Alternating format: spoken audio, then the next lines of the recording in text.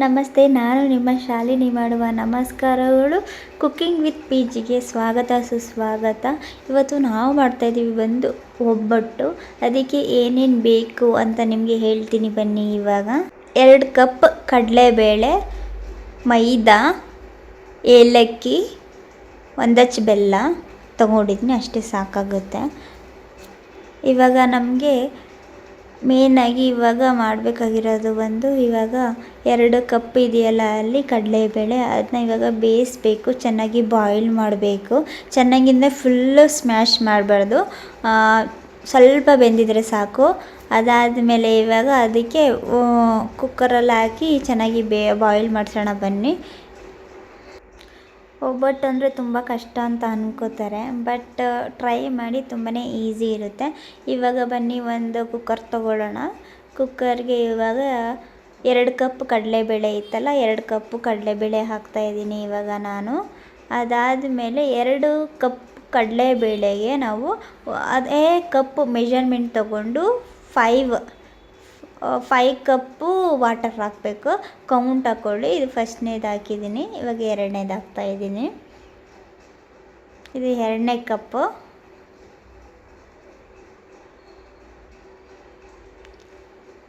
ಇದು 3,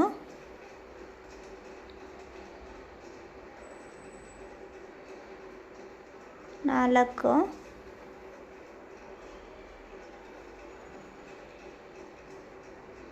5 ಕಪ್ ಇವಾಗ ವಾಟರ್ ಹಾಕಿದ್ದೀನಿ. ಅದೇ ಕಡಲೆಬೇಳೆ ಮೆಜರ್ಮೆಂಟ್ ತೊಗೊಂಡಿದ್ವಲ್ಲ, ಅದೇ ಕಪ್ಪಲ್ಲಿ ನಾನು ವಾಟರು ಮೆಜರ್ಮೆಂಟ್ ಮಾಡಿ ತೊಗೊಂಡು ಹಾಕಿರೋದು. ಇವಾಗ ಗ್ಯಾಸ್ ಮೇಲೆ ಇಡೋಣ. ಅದು ಒಂದು 2 to 3 ವಿಸಲ್ ಬಂದ ಮೇಲೆ, ಕೂಗಿದ ಮೇಲೆ ಸ್ಟಾಪ್ ಮಾಡಬೇಕು. ಅಲ್ಲಿವರೆಗೂ ಇವಾಗ ನಾವು ಇದು ಮೈದಾನ ಕಲಸಿ ಇಟ್ಕೊಳ್ಳೋಣ, ಹೇಗೆ ಮಾಡೋದು ಅಂತ. 1 ಕಪ್ಪು ಅವಾಗ ನಿಮಗೆ ತೋರಿಸ್ನಲ್ಲ ನಾನು, ಮೈದಾ 1 ಕಪ್ ಹಾಕೋತಿದ್ದೀನಿ. ಅದರ ಜೊತೆಗೆ ಒಂದು ಸ್ವಲ್ಪ ಅರಿಶಿನ ಹಾಕ್ಕೋಬೇಕು, ಯಾಕೆಂದರೆ ಕಲರ್ ಒಂದು ಸ್ವಲ್ಪ ಚೆನ್ನಾಗಿ ಬರುತ್ತೆ ಅಂತ. ನಾವೇನೋ ನಾರ್ಮಲಾಗಿ ಮಾಡ್ತೀನಿ ಅಂದರೆ ನಾರ್ಮಲಾಗೂ ಮಾಡ್ಬೋದು, ನೀವು ಅರಿಶಿನ ಹಾಕ್ತೀನಿ ಅಂದರೆ ಅರಿಶಿನನೂ ಹಾಕ್ಬೋದು. ನಾನು ಒಂದು ಸ್ವಲ್ಪ ಚೆನ್ನಾಗಿ ಕಾಣಲಿ ಅಂತ ಅರಿಶಿನ ಹಾಕ್ತಾಯಿದ್ದೀನಿ. ಅರಿಶಿನ ಹಾಕಿ ನೀಟಾಗಿ ಪೌಡ್ರ್ ಇರ್ತದಲ್ಲ ಆವಾಗಲೇ ಮಿಕ್ಸ್ ಮಾಡಬೇಕು, ಇಲ್ಲಾಂದರೆ ಚೆನ್ನಾಗಿ ನೀರು ಹಾಕಿದ್ಮೇಲೆ ಕಲಿಸ್ತೀನಿ ಅಂದರೆ ಆಗಲ್ಲ. ಅದಕ್ಕೋಸ್ಕರ ಪೌಡ್ರ್ ಇರೋ ಟೈಮಲ್ಲೇ ಫುಲ್ಲು ಕಲಿಸ್ಬೇಕು ಅರಿಶಿನ ಜೊತೆಗೇ.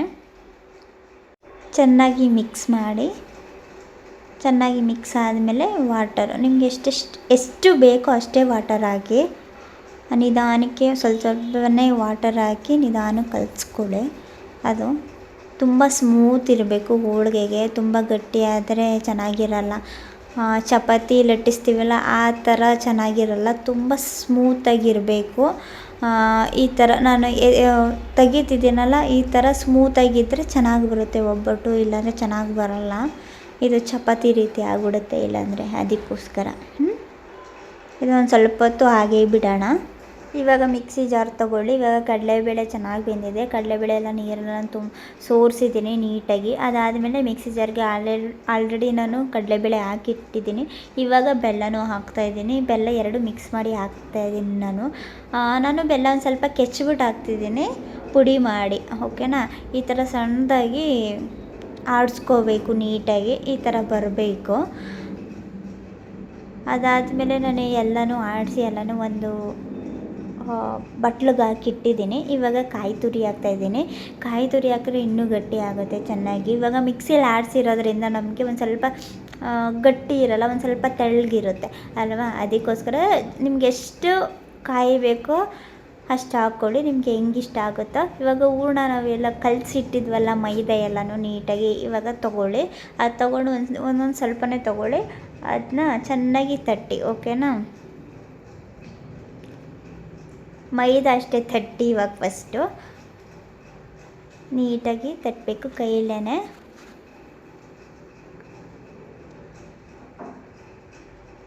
ನೀಟಾಗಿ ತಟ್ತಾಯಿದ್ದೀನಿ ನೋಡಿ. ಇದಕ್ಕೆ ಇವಾಗ ಹೂರಣ ಕಲಸಿಟ್ಟು ಉಂಡೆ ಮಾಡಿಟ್ಟಿದ್ದೀನಿ ಆಲ್ರೆಡಿ ನಾನು. ಆ ಉಂಡೆನ ತೆಗೆದು ಇವಾಗ ನೀಟಾಗಿ ಹಾಕಬೇಕು. ಓಕೆನಾ? ನಾನು ಸ್ಪೂನಲ್ಲಿ ಹಾಕ್ತಾಯಿದ್ದೀನಿ ಇವಾಗ. ಇವಾಗ ಅದನ್ನ ಸ್ಟಫಿಂಗ್ ರೀತಿ ಮಾಡಬೇಕು ನೀಟಾಗಿ. ಇವಾಗ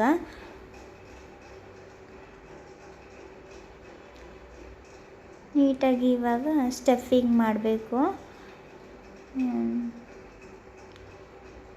ನೋಡಿ ಈ ಥರ ಸ್ಟಫಿಂಗ್ ಮಾಡಬೇಕು.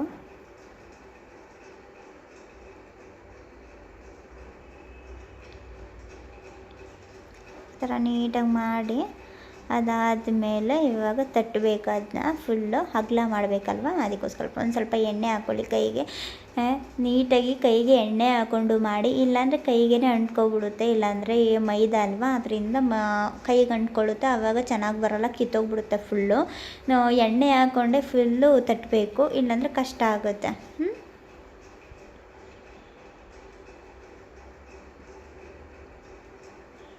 ಈ ಥರ ನೀಟಾಗಿ ನಿಮ್ಗೆ ಎಷ್ಟು ಅಗಲ ಬೇಕೋ ಅಷ್ಟು ಅಗಲ ತಟ್ಬೋದು.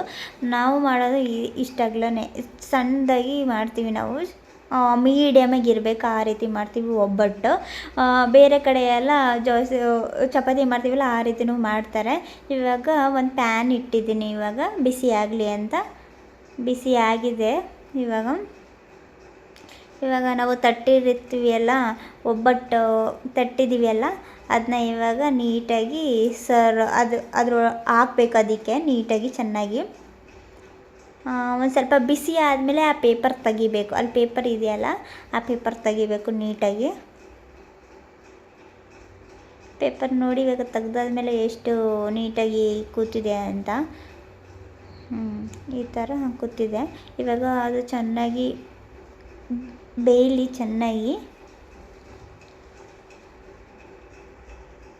ಸ್ವಲ್ಪ ಬೆಂದಾದಮೇಲೆ ದಬಾಕಬೇಕು, ಅಂದರೆ ಆ ಒಬ್ಬಟ್ಟನ್ನ ದಬಾಕಬೇಕು. ಇವಾಗ ನೋಡಿ ಅದ್ರ ಹಿಂದೆ ಹೇಗೆ ಕಾಣಿಸ್ತಿದೆ ಅಂತ. ಇವಾಗ ಬ್ಯಾಕ್ ಸೈಡ್ ಕೂಡ ಚೆನ್ನಾಗಿ ಬಾಯ್ಲ್ ಆಗಲಿ ಚೆನ್ನಾಗಿ. ಅಲ್ಲಿವರೆಗೂ ಇನ್ನೊಂದು ಮಾಡ್ಕೊತಾ ಇರೋಣ ನಾವು. ಚೆನ್ನಾಗಿ ನಿಮ್ಗೆ ಎಷ್ಟು ಅಗಲ ಬೇಕೋ ಅಷ್ಟು. ನಮ್ಗೆ ಮೀಡಿಯಮೇ ತಿಂದು ಅಭ್ಯಾಸ, ಅದರಿಂದ ನಾವು ಮೀಡಿಯಮಾಗಿಯೇ ಮಾಡ್ತಾ ಇರೋದು. ಯಾವಾಗಲೂ ಮೀಡಿಯಮಾಗೆ ಮಾಡೋದು ಎಲ್ಲ ಕಡೆನೂ.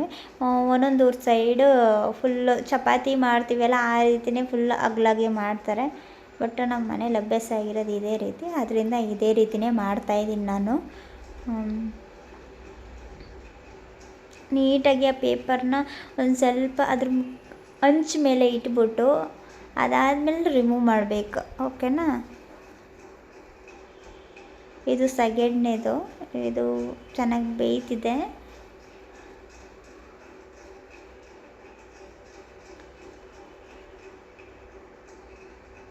ಚೆನ್ನಾಗಿ ಬೆಂದಿದೆ ಅನಿಸುತ್ತೆ. ಇವಾಗ ನಾವು ಇದು ಮಾಡೋಣ, ಅದನ್ನ ಬ್ಯಾಕ್ ಸೈಡ್ ಮಾಡಬೇಕು ಇವಾಗ.